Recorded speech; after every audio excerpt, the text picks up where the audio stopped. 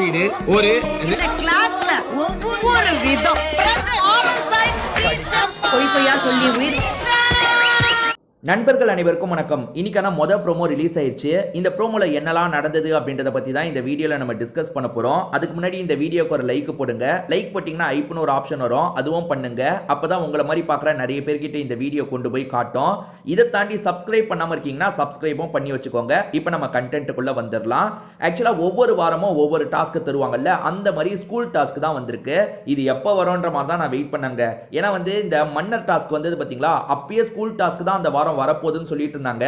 ஆனா school task வராம மன்னர் டாஸ்க் வந்தது. எப்பவுமே ஸ்கூல் டாஸ்க்கை பொறுத்த வரைக்கும் கொஞ்சம் ஃபன்னியா இருக்கும். ஆனா இவங்க எல்லா டாஸ்கையும் காலி பண்ணியிருக்காங்க. இந்த டாஸ்கையாவது ஒழுங்கா பண்ணா நல்லா இருக்குங்க. சரியா? இந்த டாஸ்க் லெட்டரை பார்வதி படிக்கிறாங்க. இந்த பிக் பாஸ் வீடு ரெசிடென்ஷியல் ஸ்கூலா மாறப்போகுது. அதே மாதிரி ஒவ்வொருத்தர் ஒவ்வொரு ரகமா இருப்பாங்க, ஒவ்வொரு விதமா இருப்பாங்க அப்படின்ற மாதிரி சொல்றாங்க. ஸ்கூல் டாஸ்க்கை பொறுத்த வரைக்கும் ஒரு ஸ்கெட்ச் தந்துருவாங்க. அதாவது நீங்க இவங்களை லவ் பண்ற மாதிரி வைக்கணும், நீங்க ரொம்ப இன்னசென்ட்டா இருக்கணும், நீங்க திருடியா இருக்கணும், திருடனா இருக்கணும், அந்த மாதிரி ஒவ்வொருத்தருக்கு ஒவ்வொரு பொசிஷன் தந்துருவாங்கல்ல. அந்த மாதிரி ஸ்டூடெண்ட்ல ஒவ்வொரு ஸ்டூடெண்ட்டுக்கு என்ன தந்தாங்கன்றதை நமக்கு காட்டல. பிரஜினை பொறுத்த வரைக்கும் பிரின்சிபல், அதே மாதிரி மாரல் சயின்ஸ் எடுக்கிற சார்ன்ற மாதிரி கொண்டு வந்திருக்காங்க போல. அவருமே தாடிலாம் வச்சிருந்தாரு பாத்தீங்களா, அது எல்லாத்தையும் தூக்கிட்டாரு. இந்த கேரக்டருக்காக அப்படி தூக்கிட்டாரு. பசங்கள்ல விக்ரம் ஒரு மாதிரி அந்த சார்லி சாப்ளின் கெட்டப்ல உட்காந்துட்டு இருக்காரு, ஏன்றது தெரியல. அதே மாதிரி Sandra student, Divya student, Arora student, Viana student, maximum student தான். அதே மாதிரி கனி இருக்காங்க பாத்தீங்களா, அவங்க தமிழ் அம்மாவா இருக்காங்க, அதாவது தமிழ் டீச்சரா அவங்க இருக்காங்க. இந்த மாதிரி ஒவ்வொருத்தருக்கும் ஒவ்வொன்றும் ஒதுக்கி இருக்காங்க. எஃப்ஜேவை ஸ்டூடெண்ட் போடலங்க, எஃப்ஜேவை செக்யூரிட்டியா போட்டாங்க. அதாவது அந்த வாட்ச்மேன் மாதிரி இருப்பாங்கல்ல, அந்த கேரக்டருக்கு எஃப்ஜேவை போட்டுட்டாங்க. எஃப்ஜே ஸ்டூடெண்டா போட்டிருந்தா, லவ் ட்ராக் கொடுத்திருந்தா வியானா கூட சுத்திட்டு இருந்திருப்பான். பிக் பாஸுமே எப்பவுமே அப்படிதான் பண்ணுவாங்க. யாருக்குள்ளலாம் லவ் ட்ராக் போகுதுன்னு பார்ப்பாங்க, அவங்கள வேணும்ட்டே லவ் ட்ராக் போடுவாங்க. எதனால எஃப்ஜே வியானாவை லவ் ட்ராக்கு போடலன்றது தெரியல. அதே மாதிரி கமருதீனை ஸ்டூடெண்டா மாத்திருக்காங்க, அதே மாதிரி அரோராவை ஸ்டூடெண்டா மாத்திருக்காங்க. பார்வதியை ஸ்டூடெண்டா மாற்றக்கூடாது, அவங்க ரெண்டு பேருக்குள்ள லவ் ட்ராக் போறதை பார்த்து பார்வதி கடுப்பாகணும்னு தெளிவா இருக்காங்க. அதனால என்ன பண்ணிட்டாங்கன்னா பார்வதி டீச்சரா மாத்திட்டாங்க. பார்வதி டீச்சரு, அரோராவும் கமருதீனும் ஸ்டூடெண்ட். அப்படி எப்படியாவது ஒரு மோதல் வரும்ன்றதுக்காக பிக் பாஸ் பண்ணியிருக்காரு. எப்பவுமே பிளான் பண்ணி தான் இந்த விஷயத்த பண்ணுவாங்க. நீங்க நல்லா பாருங்க, ஒரு ஜோடி இருக்காங்கன்னா அவங்களை எப்படி குழப்பி விடுறது, எப்படி இது பண்ணி விடுறதுன்னு அதுக்கேற்ற மாதிரி தான் கொடுப்பாங்க.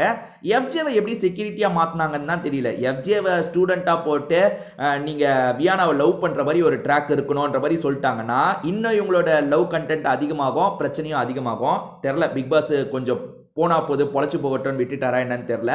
பார்வதி என்ன டீச்சர்னு தெரியலங்க. இந்த ப்ரோமோ படி நமக்கு என்ன தெரியுதுன்னா, நிறைய பேர் ஸ்டூடெண்டா இருக்காங்க.